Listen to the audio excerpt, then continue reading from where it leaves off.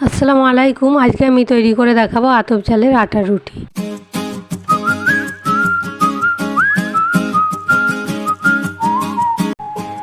এই বাটির মাপ করেই আমি পানি নেব। আমি এখানে এক বাটি আটা নিয়েছি, যে বাটিতে আটা নিয়েছি ওই বাটি মাপেই এক বাটি পানি নেব।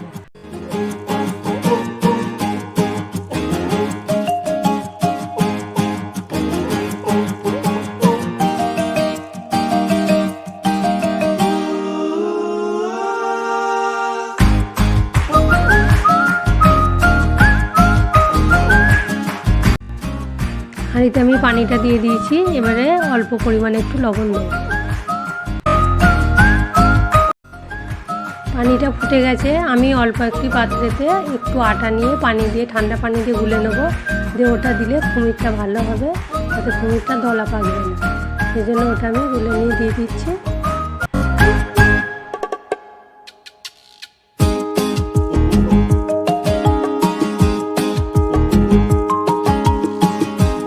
এবারে আটাটা দিয়ে দিচ্ছি, এবার ফুটিয়ে খুমিরটা করে নেব।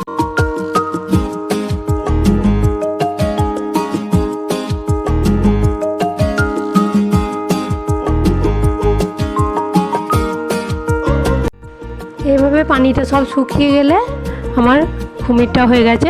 এবারে আমি গ্যাস থেকে নামিয়ে নেব। আমি এবারে এটা এই পাত্রে ঢেলে নেব। ঢেলে নিয়ে এটা 5 মিনিট পরে ঠান্ডা হয়ে গেলে তারপরে অল্প অল্প হাতে পানি দিয়ে এটা মেখে নেব।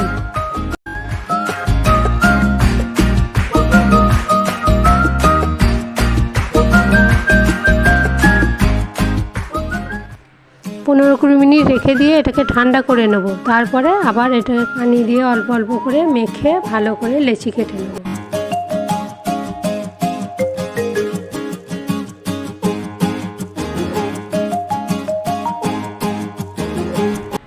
আমার সব লেচি কাটা হয়ে গেছে। আমি এবারে এটাকে একটা করে আটা দিয়ে নিয়ে জলিস করে নেব। এইভাবে জলিস করে নিলে বেলতে গেলে ফাটবে না, নাহলে এই যে চালের আটা রুটির বেলতে গেলে ফেটে যায়।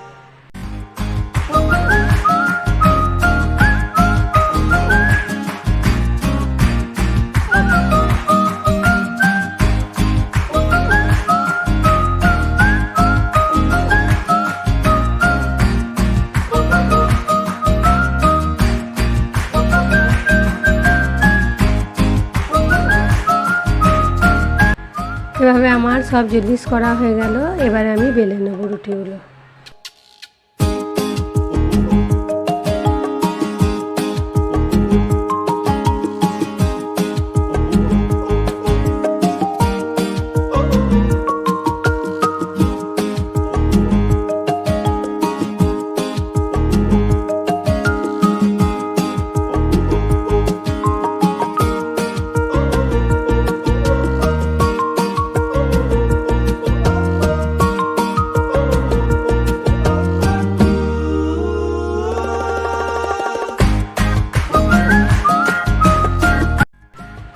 তাওয়াটা আমার গরম হয়ে গেছে, এবার আমি রুটিটা দিয়ে দেবো।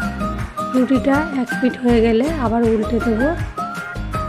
এভাবে রুটিটা ফুলে একদম গোল হয়ে যাবে। দেখতে পেলেন রুটিগুলো এমন ফুলে গোল হয়ে গেছে।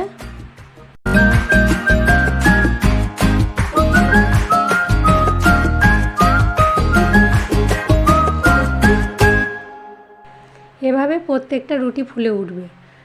এভাবে আমার সম্পূর্ণ রুটি সব শেখা হয়ে গেল। এই পদ্ধতিতে বানিয়ে দেখবেন রুটি এরকম সম্পূর্ণ ফুলে উঠবে এবং নরম থাকবে। আমার এই ভিডিওটা ভালো লেগে থাকলে আমার ভিডিওটা একটা লাইক দেবে এবং আমার নতুন ভিডিও দেখার জন্য আমার চ্যানেল যারা এখনও সাবস্ক্রাইব করেনি সাবস্ক্রাইব করবেন। আজ এই পর্যন্তই, আবার পরে ভিডিও নিয়ে হাজির।